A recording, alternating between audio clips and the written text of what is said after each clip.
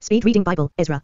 In the first year of Cyrus king of Persia, in order to fulfill the word of the Lord spoken by Jeremiah, the Lord moved the heart of Cyrus king of Persia to make a proclamation throughout his realm and to put it in writing. This is what Cyrus king of Persia says: The Lord, the God of heaven, has given me all the kingdoms of the earth, and he has appointed me to build a temple for him at Jerusalem in Judah. Any one of his people among you, may his God be with him, and let him go up to Jerusalem in Judah and build the temple of the Lord, the God of Israel, the God who is in Jerusalem. And the people of any place where survivors may now be living are to provide him with silver and gold, with goods and livestock, and with freewill offerings for the temple of God in Jerusalem. Then the family heads of Judah and Benjamin, and the priests and Levites, everyone whose heart God had moved, prepared to go up and build the house of the Lord in Jerusalem. All their neighbors assisted them with articles of silver and gold, with goods and livestock, and with valuable gifts, in addition to all the freewill offerings. Moreover, King Cyrus brought out the articles belonging to the temple of the Lord, which Nebuchadnezzar had carried away from Jerusalem and had placed in the temple of his God. Cyrus king of Persia had them brought by Mithredath the treasurer, who counted them out to Shishbazzar the prince of Judah. This was the inventory: gold dishes 30, silver dishes 1,000, silver pans 29. Gold bowls 30, matching silver bowls 410, other articles 1,000. In all, there were 5,400 articles of gold and of silver. Shishbazzar brought all these along when the exiles came up from Babylon to Jerusalem. Now these are the people of the province who came up from the captivity of the exiles, whom Nebuchadnezzar king of Babylon had taken captive to Babylon. They returned to Jerusalem and Judah, each to his own town.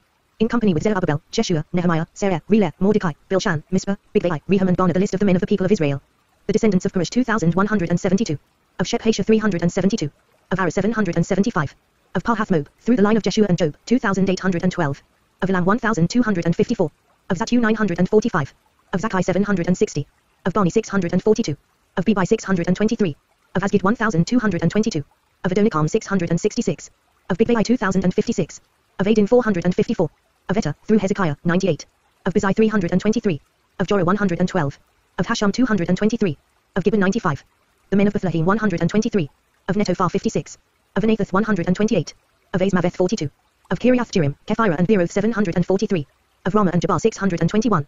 Of Michmash 122. Of Bethel and Ari 223. Of Nebo 52. Of Magbish 156. Of the other Elam 1,254. Of Harim 320. Of Lod, Hadid and Ono 725. Of Jericho 345. Of Snar 3,630. The priests, the descendants of Jeder, through the family of Jeshua, 973. Of Immer 1,052. Of Pushhur 1,247. Of Harim 1,017. The Levites, the descendants of Jeshua and Kadmiel, through the line of Hodavia, 74. The singers, the descendants of Asaph 128. The gatekeepers of the temple, the descendants of Shalom, Etta, Talman, Arkab, Hatita and Shobai 139. The temple servants, the descendants of Zihah, Hajapha, Tabauth. Keros, Shihah, Padon. Lebanah, Higabah, Arkab. Higab, Shalmai, Hanan. Gidel, Gaha, Reara. Rezin, Nekoda, Gazam. Uzzah, Pazer, Bisai. Asna, Manim, Nephasim. Bakbuk, Hakapha, Haha. Bazluth, Mihida, Harsha. Barkos, Sisra, Tumah. Neziah and Hatifa. The descendants of the servants of Solomon, the descendants of Sotai, Hasaphireth, Peruda. Jala, Darkon, Gidel. Shephasha, Hatil, Pokereth Hasbaim and Amy. The temple servants and the descendants of the servants of Solomon 392. The following came up from the towns of Tel Melah, Tel Harsha, Kerub, Adon and Dimah, but they could not show that their families were descended from Israel. The descendants of Deler, Tobiah and Nekoda 652. And from among the priests, the descendants of Hober, Hakoz and Barzillai, a man who had married a daughter of Barzillai the Gileadite and was called by that name. These searched for their family records, but they could not find them and so were excluded from the priesthood as unclean. The governor ordered them not to eat any of the most sacred food until there was a priest ministering with the Urim and Thummim. The whole company numbered 42,360. Besides their 7,337 men servants and maid servants, and they also had 200 men and women singers. They had 736 horses, 245 mules, camels and 6,720 donkeys. When they arrived at the house of the Lord in Jerusalem, some of the heads of the families gave freewill offerings toward the rebuilding of the house of God on its site. According to their ability they gave to the treasury for this work 61,000 drachmas of gold, 5,000 minas of silver and 100 priestly garments. The priests, the Levites, the singers, the gatekeepers and the temple servants settled in their own towns, along with some of the other people, and the rest of the Israelites settled in their towns. When the 7th month came and the Israelites had settled in their towns, the people assembled as one man in Jerusalem. Then Jeshua son of Jozadak and his fellow priests and Zerubbabel son of Shealtiel and his associates began to build the altar of the God of Israel to sacrifice burnt offerings on it, in accordance with what is written in the law of Moses the man of God. Despite their fear of the peoples around them, they built the altar on its foundation and sacrificed burnt offerings on it to the Lord, both the morning and evening sacrifices. Then in accordance with what is written, they celebrated the Feast of Tabernacles with the required number of burnt offerings prescribed for each day. After that, they presented the regular burnt offerings, the new moon sacrifices and the sacrifices for all the appointed sacred feasts of the Lord, as well as those brought as freewill offerings to the Lord. On the first day of the 7th month they began to offer burnt offerings to the Lord, though the foundation of the Lord's temple had not yet been laid. Then they gave money to the masons and carpenters, and gave food and drink and oil to the people of Sidon and Tyre, so that they would bring cedar logs by sea from Lebanon to Joppa, as authorized by Cyrus king of Persia. In the 2nd month of the 2nd year after their arrival at the house of God in Jerusalem, Zerubbabel son of Shealtiel, Jeshua son of Jozadak and the rest of their brothers, the priests and the Levites and all who had returned from the captivity to Jerusalem, began the work, appointing Levites 20 years of age and older to supervise the building of the house of the Lord. Jeshua and his sons and brothers and Kadmiel and his sons, descendants of Hodavia, and the sons of Henadad and their sons and brothers all Levites joined together in supervising those working on the house of God. When the builders laid the foundation of the temple of the Lord, the priests in their vestments and with trumpets, and the Levites, the sons of Asaph, with cymbals, took their places to praise the Lord, as prescribed by David king of Israel. With praise and thanksgiving they sang to the Lord, He is good, His love to Israel endures forever. And all the people gave a great shout of praise to the Lord, because the foundation of the house of the Lord was laid. But many of the older priests and Levites and family heads, who had seen the former temple, wept aloud when they saw the foundation of this temple being laid, while many others shouted for joy. No one could distinguish the sound of the shouts of joy from the sound of weeping, because the people made so much noise. And the sound was heard far away. When the enemies of Judah and Benjamin heard that the exiles were building a temple for the Lord, the God of Israel, they came to Zerubbabel and to the heads of the families and said, "Let us help you build because, like you, we seek your God and have been sacrificing to him since the time of Esarhaddon king of Assyria, who brought us here." But Zerubbabel, Jeshua and the rest of the heads of the families of Israel answered, "You have no part with us in building a temple to our God. We alone will build it for the Lord, the God of Israel, as King Cyrus, the king of Persia, commanded us." Then the peoples around them set out to discourage the people of Judah and make them afraid to go on building. They hired counselors to work against them and frustrate their plans during the entire reign of Cyrus king of Persia and down to the reign of Darius king of Persia. At the beginning of the reign of Xerxes, they lodged an accusation against the people of Judah and Jerusalem. And in the days of Artaxerxes king of Persia, Bishlam, Mithridath, Tabeel and the rest of his associates wrote a letter to Artaxerxes. The letter was written in Aramaic script and in the Aramaic language. Rehum the commanding officer and Shimshai the secretary wrote a letter against Jerusalem to Artaxerxes the king as follows. Rehum the commanding officer and Shimshai the secretary, together with the rest of their associates the judges and officials over the men from Tripolis, Persia, Erech and Babylon, the Elamites of Susa, and the other people whom the great and honorable Ashurbanipal deported and settled in the city of Samaria and elsewhere in Trans-Euphrates. This is a copy of the letter they sent him. To King Artaxerxes, from your servants, the men of Trans-Euphrates. The king should know that the Jews who came up to us from you have gone to Jerusalem and are rebuilding that rebellious and wicked city. They are restoring the walls and repairing the foundations. Furthermore, the king should know that if this city is built and its walls are restored, no more taxes, tribute or duty will be paid, and the royal revenues will suffer. Now since we are under obligation to the palace and it is not proper for us to see the king dishonored, we are sending this message to inform the king, so that a search may be made in the archives of your predecessors. In these records you will find that this city is a rebellious city, troublesome to kings and provinces, a place of rebellion from ancient times. That is why this city was destroyed. We inform the king that if this city is built and its walls are restored, you will be left with nothing in Trans-Euphrates. The king sent this reply to Rehum the commanding officer, Shimshai the secretary and the rest of their associates living in Samaria and elsewhere in Trans-Euphrates. Greetings. The letter you sent us has been read and translated in my presence. I issued an order and a search was made, and it was found that this city has a long history of revolt against kings and has been a place of rebellion and sedition. Jerusalem has had powerful kings ruling over the whole of Trans-Euphrates, and taxes, tribute and duty were paid to them. Now issue an order to these men to stop work, so that this city will not be rebuilt until I so order. Be careful not to neglect this matter. Why let this threat grow, to the detriment of the royal interests? As soon as the copy of the letter of King Artaxerxes was read to Rehum and Shimshai the secretary and their associates, they went immediately to the Jews in Jerusalem and compelled them by force to stop. Thus the work on the house of God in Jerusalem came to a standstill until the second year of the reign of Darius king of Persia. Now Haggai the prophet and Zechariah the prophet, a descendant of Iddo, prophesied to the Jews in Judah and Jerusalem in the name of the God of Israel, who was over them. Then Zerubbabel son of Shealtiel and Jeshua son of Jozadak set to work to rebuild the house of God in Jerusalem. And the prophets of God were with them, helping them. At that time Tattenai, governor of Trans-Euphrates, and Sharbazanai and their associates went to them and asked, "Who authorized you to rebuild this temple and restore this structure?" They also asked, "What are the names of the men constructing this building?" But the eye of their God was watching over the elders of the Jews, and they were not stopped until a report could go to Darius and his written reply be received. This is a copy of the letter that Tattenai, governor of Trans-Euphrates, and Sharbazanai and their associates, the officials of Trans-Euphrates, sent to King Darius. The report they sent him read as follows: To King Darius, cordial greetings. The king should know that we went to the district of Judah, to the temple of the great God. The people are building it with large stones and placing the timbers in the walls. The work is being carried on with diligence and is making rapid progress under their direction. We questioned the elders and asked them, "Who authorized you to rebuild this temple and restore this structure?" We also asked them their names, so that we could write down the names of their leaders for your information. This is the answer they gave us: "We are the servants of the God of heaven and earth, and we are rebuilding the temple that was built many years ago, one that a great king of Israel built and finished. But because our fathers angered the God of heaven, he handed them over to Nebuchadnezzar the Chaldean, king of Babylon, who destroyed this temple and deported the people to Babylon. However, in the first year of Cyrus king of Babylon, King Cyrus issued a decree to rebuild this house of God. He even removed from the temple of Babylon the gold and silver articles of the house of God, which Nebuchadnezzar had taken from the temple in Jerusalem and brought to the temple in Babylon. Then King Cyrus gave them to a man named Shishbazzar, whom he had appointed governor. And he told him, "Take these articles and go and deposit them in the temple in Jerusalem, and rebuild the house of God on its site." So this Shishbazzar came and laid the foundations of the house of God in Jerusalem. From that day to the present it has been under construction but is not yet finished. Now if it pleases the king, let a search be made in the royal archives of Babylon to see if King Cyrus did in fact issue a decree to rebuild this house of God in Jerusalem. Then let the king send us his decision in this matter. King Darius then issued an order, and they searched in the archives stored in the treasury at Babylon. A scroll was found in the citadel of Ecbatana in the province of Media, and this was written on it, Memorandum. In the first year of King Cyrus, the king issued a decree concerning the temple of God in Jerusalem. Let the temple be rebuilt as a place to present sacrifices, and let its foundations be laid. It is to be 90 feet high and 90 feet wide, with 3 courses of large stones and 1 of timbers. The costs are to be paid by the royal treasury. Also, the gold and silver articles of the house of God, which Nebuchadnezzar took from the temple in Jerusalem and brought to Babylon, are to be returned to their places in the temple in Jerusalem. They are to be deposited in the house of God. Now then, Tattenai, governor of Trans-Euphrates, and Sharbazanai and you, their fellow officials of that province, stay away from there. Do not interfere with the work on this temple of God. Let the governor of the Jews and the Jewish elders rebuild this house of God on its site. Moreover, I hereby decree what you are to do for these elders of the Jews in the construction of this house of God. The expenses of these men are to be fully paid out of the royal treasury, from the revenues of Trans-Euphrates, so that the work will not stop. Whatever is needed, young bulls, rams, male lambs for burnt offerings to the God of heaven, and wheat, salt, wine and oil, as requested by the priests in Jerusalem must be given them daily without fail, so that they may offer sacrifices pleasing to the God of heaven and pray for the well-being of the king and his sons. Furthermore, I decree that if anyone changes this edict, a beam is to be pulled from his house and he is to be lifted up and impaled on it. And for this crime his house is to be made a pile of rubble. May God, who has caused his name to dwell there, overthrow any king or people who lifts a hand to change this decree or to destroy this temple in Jerusalem. I Darius have decreed it. Let it be carried out with diligence. Then, because of the decree King Darius had sent, Tattenai, governor of Trans-Euphrates, and Sharbazanai and their associates carried it out with diligence. So the elders of the Jews continued to build and prosper under the preaching of Haggai the prophet and Zechariah, a descendant of Iddo. They finished building the temple according to the command of the God of Israel and the decrees of Cyrus, Darius and Artaxerxes, kings of Persia. The temple was completed on the 3rd day of the month Adar, in the 6th year of the reign of King Darius. Then the people of Israel, the priests, the Levites and the rest of the exiles celebrated the dedication of the house of God with joy. For the dedication of this house of God they offered 100 bulls, 200 rams, 400 male lambs and, as a sin offering for all Israel, 12 male goats, one for each of the tribes of Israel. And they installed the priests in their divisions and the Levites in their groups for the service of God at Jerusalem, according to what is written in the book of Moses. On the 14th day of the first month, the exiles celebrated the Passover. The priests and Levites had purified themselves and were all ceremonially clean. The Levites slaughtered the Passover lamb for all the exiles, for their brothers the priests and for themselves. So the Israelites who had returned from the exile ate it, together with all who had separated themselves from the unclean practices of their Gentile neighbors in order to seek the Lord, the God of Israel. For 7 days they celebrated with joy the feast of unleavened bread, because the Lord had filled them with joy by changing the attitude of the king of Assyria, so that he assisted them in the work on the house of God, the God of Israel. After these things, during the reign of Artaxerxes king of Persia, Ezra son of Serah, the son of Azariah, the son of Hilkiah, the son of Shallum, the son of Zadok, the son of Ahishab, the son of Amariah, the son of Azariah, the son of Merioth, the son of Zeriah, the son of Uzzi, the son of Buki, the son of Abishua, the son of Phinehas, the son of Elazar, the son of Aaron the chief priest. This Ezra came up from Babylon.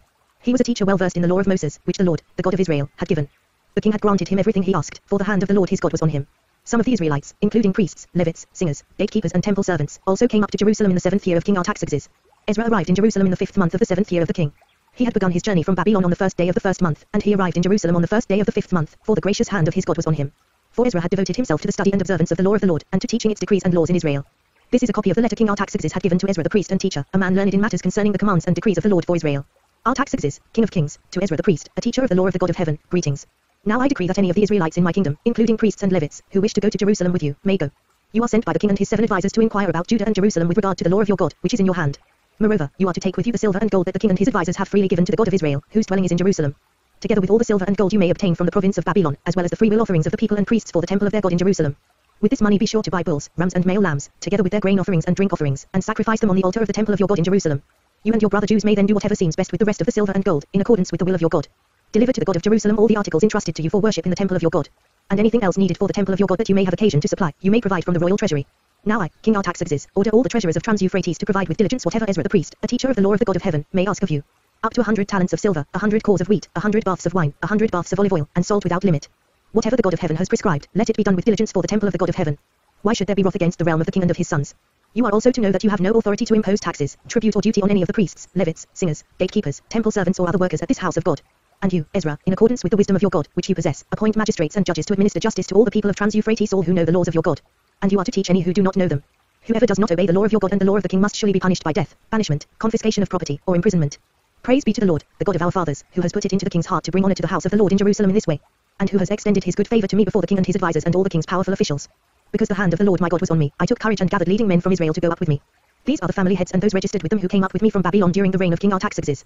Of the descendants of Phinehas, Shishon, of the descendants of Ithamar, Daniel, of the descendants of David, Hartash, of the descendants of Shechaniah, of the descendants of Baruch, Zechariah, and with him were registered 150 men. Of the descendants of Pahathmoab, Eleni son of Zeriah, and with him 200 men. Of the descendants of Zattu, Shechaniah son of Jehaziel, and with him 300 men. Of the descendants of Adin, Ibed son of Jonathan, and with him 50 men. Of the descendants of Elam, Jesher son of Athaliah, and with him 70 men. Of the descendants of Shephasha, Zebediah son of Michael, and with him 80 men. Of the descendants of Job, Obadiah son of Jael, and with him 218 men. Of the descendants of Bani, Shalomith son of Josephiah, and with him 160 men. Of the descendants of Bebai, Zechariah son of Bebai, and with him 28 men. Of the descendants of Asgid, Johanan son of Hakatan, and with him 110 men. Of the descendants of Adonikam, the last ones, whose names were Eliphelet, Joel and Shmer, and with them 60 men. Of the descendants of Bigvai, Uthai and Zakah, and with them 70 men. I assembled them at the canal that flows toward Ahava, and we camped there 3 days. When I checked among the people and the priests, I found no Levites there. So I summoned Eleazar, Ariel, Shmer, Elnathan, Cherub, Elnathan, Nathan, Zechariah and Meshullam, who were leaders, and Joyrib and Elnathan, who were men of learning. And I sent them to Iddo, the leader in Casaphia. I told them what to say to Iddo and his kinsmen, the temple servants in Casaphia, so that they might bring attendance to us for the house of our God. Because the gracious hand of our God was on us, they brought us Sherebiah, a capable man, from the descendants of Mali son of Levi, the son of Israel, and Sherebiah's sons and brothers, 18 men. And Hashabiah, together with Jesher from the descendants of Merari, and his brothers and nephews, 20 men. They also brought 220 of the temple servants, a body that David and the officials had established to assist the Levites. All were registered by name. There, by the Ahava canal, I proclaimed a fast, so that we might humble ourselves before our God and ask him for a safe journey for us and our children, with all our possessions. I was ashamed to ask the king for soldiers and horsemen to protect us from enemies on the road, because we had told the king, the gracious hand of our God is on everyone who looks to him, but his great anger is against all who forsake him. So we fasted and petitioned our God about this, and he answered our prayer. Then I set apart 12 of the leading priests, together with Sherebiah, Hashabiah and 10 of their brothers.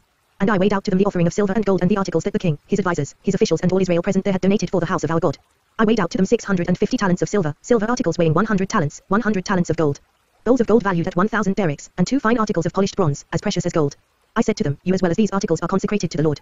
The silver and gold are a freewill offering to the Lord, the God of your fathers. Guard them carefully until you weigh them out in the chambers of the house of the Lord in Jerusalem before the leading priests and the Levites and the family heads of Israel. Then the priests and Levites received the silver and gold and sacred articles that had been weighed out to be taken to the house of our God in Jerusalem. On the 12th day of the first month we set out from the Ahava Canal to go to Jerusalem. The hand of our God was on us, and he protected us from enemies and bandits along the way. So we arrived in Jerusalem, where we rested 3 days. On the 4th day, in the house of our God, we weighed out the silver and gold and the sacred articles into the hands of Meremoth son of Uriah, the priest. Elazar son of Phinehas was with him, and so were the Levites Jozabad son of Jeshua and Noadiah son of Binuel. Everything was accounted for by number and weight, and the entire weight was recorded at that time. Then the exiles who had returned from captivity sacrificed burnt offerings to the God of Israel, 12 bulls for all Israel, 96 rams, 77 male lambs and, as a sin offering, 12 male goats. All this was a burnt offering to the Lord. They also delivered the king's orders to the royal satraps and to the governors of Trans-Euphrates, who then gave assistance to the people and to the house of God. After these things had been done, the leaders came to me and said, the people of Israel, including the priests and the Levites, have not kept themselves separate from the neighboring peoples with their detestable practices, like those of the Canaanites, Hittites, Perizzites, Jebusites, Ammonites, Moabites, Egyptians and Amorites. They have taken some of their daughters as wives for themselves and their sons, and have mingled the holy race with the peoples around them. And the leaders and officials have led the way in this unfaithfulness. When I heard this, I tore my tunic and cloak, pulled hair from my head and beard and sat down appalled. Then everyone who trembled at the words of the God of Israel gathered around me because of this unfaithfulness of the exiles. And I sat there appalled until the evening sacrifice. Then, at the evening sacrifice, I rose from my self-abasement, with my tunic and cloak torn, and fell on my knees with my hands spread out to the Lord my God. And prayed, O my God, I am too ashamed and disgraced to lift up my face to you, my God, because our sins are higher than our heads and our guilt has reached to the heavens. From the days of our forefathers until now, our guilt has been great. Because of our sins, we and our kings and our priests have been subjected to the sword and captivity, to pillage and humiliation at the hand of foreign kings, as it is today. But now, for a brief moment, the Lord our God has been gracious in leaving us a remnant and giving us a firm place in his sanctuary, and so our God gives light to our eyes and a little relief in our bondage. Though we are slaves, our God has not deserted us in our bondage. He has shown us kindness in the sight of the kings of Persia, he has granted us new life to rebuild the house of our God and repair its ruins, and he has given us a wall of protection in Judah and Jerusalem. But now, O our God, what can we say after this? For we have disregarded the commands. You gave through your servants the prophets when you said, the land you are entering to possess is a land polluted by the corruption of its peoples.